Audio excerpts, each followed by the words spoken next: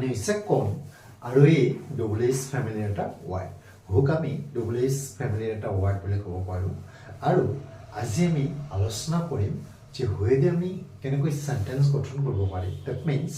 হু মানে কোন আৰু সেন্টেন্স এটাত আমি কেনেকৈ হুক ব্যৱহাৰ কৰিব পাৰি এই বিষয়ে আজি আমি জানিবলৈ চেষ্টা কৰো তো বন্ধুসকল যেতিয়া আমি হুৱেদি সেন্টেন্স এটা গঠন কৰিম that means double is family word এদি যেতিয়া আমি সেন্টেন্স এটা গঠন কৰো তেতিয়া আমাৰ স্ট্ৰাকচাৰটো কি হয় যে প্ৰথমতে আমি double is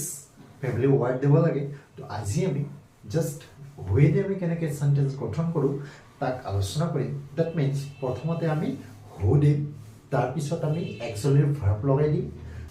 আকৌ যেতিয়া আমি পজিটিভ সেন্টেন্স এটা গঠন কৰিম that means affirmative সেন্টেন্স এটা যেতিয়া আমি গঠন কৰিম তেতিয়া হুৱেদি সেন্টেন্স স্ট্ৰাকচাৰটো আমি কেনেকৈ গঠন কৰিম প্ৰথমতে আমি দিব লাগিব হু তাৰ পিছত আমি মেইন ভাৰ্ব দিব লাগিব তাৰ পিছত অবজেক্ট দ্যাট মিন্স আমি কি বুজি পালো যেতিয়া আমি হুৱেদি সেন্টেন্স এটা গঠন কৰিম তেতিয়া সাবজেক্ট নাথাকে দ্যাট মিন্স হু মানে হৈছে কোন আৰু কোন মানে আমি সাবজেক্টক নিৰ্দেশ কৰো দ্যাট মিন্স বাক্যটোত কাম যি থাকে আৰু সেই কামটো জনে কৰে তাক আমি সাবজেক্ট বুলি কওঁ ন আৰু যেতিয়া আমি হুৱেদি সেন্টেন্স এটা গঠন কৰো তেতিয়া সেই সাবজেক্টটো আমি লিখিব নেলাগে এটা বস্তু মনত ৰাখিব টেন্স অনুযায়ী আমি সেন্টেন্স বিলাক গঠন কৰিব লাগিব দ্যাট মিন্স অক্সিলাৰি ভাৰ্ব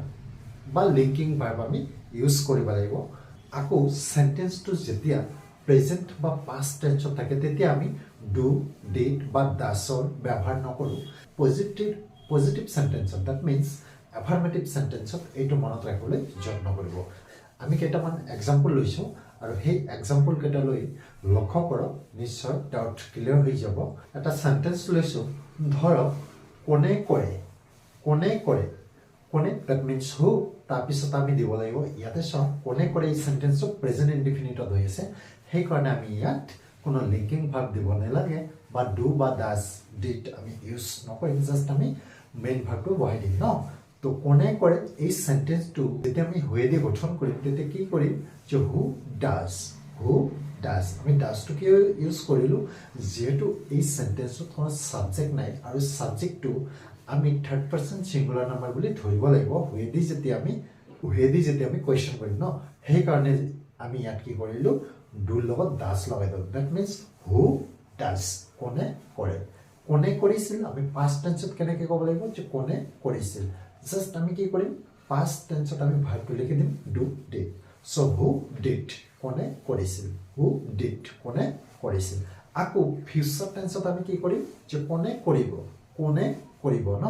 ইয়াত আমি জাস্ট কি কৰিম এটা লিংকিং ভাৰ্ব লগাই দিম দ্যাট মিন্স ফিউচাৰ টেন্সত হোৱাৰ কাৰণে আমি উইল এটা দিব লাগিব হু পিছত যে হু উইল ডু তেতিয়া আমি কি দিব লাগিব ভাৰ্বৰ প্ৰেজেন্ট ফৰ্ম দিব লাগিব দ্যাট মিন্স যে হু উইল ডু যে কোনে কৰিব আমি কি বুজি পালো যে হু ডাজ কোনে কৰে হু ডিড কোনে কৰিছিল হু উইল ডু কোনে কৰিব ঠিক তেনেকৈ আমি যদি ক'ব বিচাৰো যে আমি যদি এনেকৈ কওঁ যে কোনে কামটো কৰি আছে ন সো ইয়াতে কোনো সাবজেক্ট নাই দ্যাট মিন্স কোনোবাই কথা উল্লেখ কৰা হোৱা নাই আমি যেতিয়া কোৱেশ্চনটো হুৱেদি কৰিম ন তেতিয়া সাবজেক্ট নাথাকে দ্যাট মিন্স সো এই বাক্যটো আমি কেনেকৈ ক'ব লাগিব যেটো কন্টিনিউয়াস টেন্সত হৈ আছে সেইকাৰণে আমি এনেকৈ ক'ব লাগিব who is doing the work আমি কি কৰিলো যে লিংকিং ভাৰ্ব এটা লগাই দিলো হুৰ পিছত তাৰ পিছত ভাৰ্বৰ লগত আইএনজি লগাই দিলো এই যে হু ইজ ডুইং দ্য ওয়ার্কটো ইয়াত কি হ'ল অবজেক্ট হ'ল ন যে কামটো কোনে কৰি আছে প্ৰেজেন্ট কন্টিনিউয়াসত হৈ থকাৰ কাৰণে আমি সেন্টেন্সটো এইদৰে গঠন কৰিলো কোনে কৰি থাকিব আমি যদি এনেকৈ কওঁ যে কোনে কৰি থাকিব এইটো কৰি থাকিব দ্যাট মিন্স ফিউচাৰ কন্টিনিউয়াসত হৈ আছে সো আমি এনেকৈ ক'ব লাগিব যে হু উইল বি ডুইং আমি ফিউচাৰ কন্টিনিউয়াস টেন্সৰ স্ট্ৰাকচাৰটো ইয়াত ফলো কৰিব লাগিব জাস্ট আমি প্ৰথমতে হু দিব লাগিব হু উইল বি ডুইং যে কোনে কৰি থাকিব আশা কৰিছো বন্ধুসকল নিশ্চয় বুজিব পাৰিছে যে হুৱেদি আমি সেন্টেন্স এটা কেনেকৈ গঠন কৰিম যে কোনে আহিছিল হু কেম জাস্ট আমি কি লিখি দিম হুৰ পিছত ভাৰ্ব পাস্ট ফৰ্ম লগাই দিম যে হু কেম কোনে আহিছিল হু উইল কাম কোনে আহিব জাস্ট আমি টেন্স অনুযায়ী স্ট্ৰাকচাৰ বিলাক আমি গঠন কৰিব লাগে আকৌ মনত ৰাখিলে হ'ল যে আমি হুৱেদি যেতিয়া কোৱেশ্চন কৰিম তেতিয়া আমাক কি নালাগে যে আমি সাবজেক্ট ইউজ কৰিব নালাগে আকৌ যেতিয়া আমি নেগেটিভ ফৰ্মত গঠন কৰিম দ্যাট মিন্স নহয় বোধক বাক্যত গঠন কৰিম তেতিয়া আমি টেন্স অনুযায়ী ডু নট বা ডাজ নট বা ডিড নট আমি ইউজ কৰিব লাগিব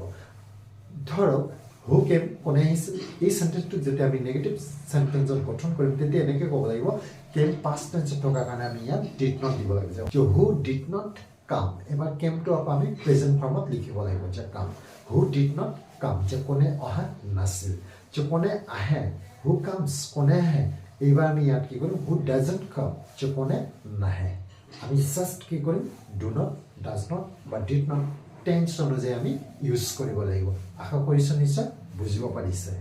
ধৰ কোনে গৈ আছে হুইচ গোয়িং কোনে গৈ আছে which going who is not going কোনে গৈ থকা নাই আমি নেগেটিভত নট লগাই দিব লাগিব লিংকিং ভাৰ্বৰ লগত আমি কি কৰিম জাষ্ট নট লগাই দিম যাতে আমি নেগেটিভ সেন্টেন্সত লিখিব খুজিছোঁ ন যে who is not going which going কোনে গৈছে হু ইজ নট গোয়িং এইদৰে আমি সেন্টেন্সবিলাক অতি সহজভাৱে লিখিব পাৰোঁ জাষ্ট আমি ষ্ট্ৰাকচাৰটো ফলো কৰিব লাগিব আকৌ আমি টেন্স অনুযায়ী বাক্যবিলাক গঠন কৰিব লাগিব আৰু এটা বস্তু মনত ৰাখিব যেতিয়া আমি হৈ দি সেন্টেন্স গঠন কৰিম তেতিয়া আমি কোনো সাবজেক্ট উল্লেখ নকৰিম কিয়নো হু মানে হৈছে কোন আৰু কোন মানে সাবজেক্টক নিৰ্দেশ কৰিছে সেইকাৰণে আমি কোৱেশ্চন সোধাত আমি সাবজেক্টটো ইলিমিনেট কৰিব লাগিব দ্যাট মিন্স সাবজেক্টটো লিখিব নালাগিব এইখিনি আকৌ মনত ৰাখিবলৈ যত্ন কৰিব আকৌ পজিটিভ সেন্টেন্সত ডু নট তেতিয়া পজিটিভ সেন্টেন্সত ডু ডাজ বা ডিডৰ ইউজ নহয় দ্যাট মিন্স আমি ব্যৱহাৰ কৰিব নালাগে জাষ্ট আমি লিংকিং ভাব ব্যৱহাৰ কৰিম আশা কৰিছোঁ বন্ধুসকল নিশ্চয় বুজিব পাৰিছে আজিৰ ভিডিঅ'টো এইখিনি আছিল যদি ভিডিঅ'টো চাই অফ হ'লেও বিন্দু পৰিমাণে যদি শিকিব পাৰিছে লাইক এটা কৰি দিব আৰু যিমান পাৰে শ্বেয়াৰ কৰি দিব